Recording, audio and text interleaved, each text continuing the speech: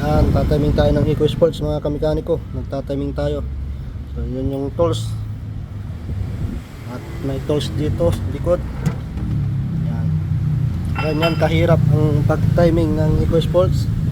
Tapos may tools pa doon sa ilalim para hindi ko malaw yung crankshaft. Kasi walang key yung mga ano nito, crankshaft sa camshaft. So iikot, kaya kailangan talaga yung mga tools mga kamekaniko. Yan o.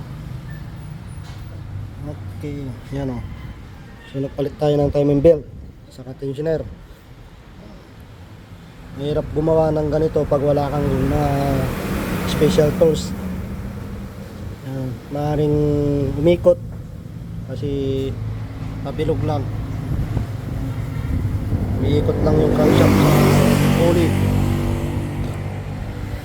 Yan, kasama natin Tim, kamekaniko. Ayan o, Jose. Tapos James, kamekaniko team. Yun, let's go. For installation na tayo. So i-install na natin, na-timing na natin mga kamekaniko. Yan, for installation na lang.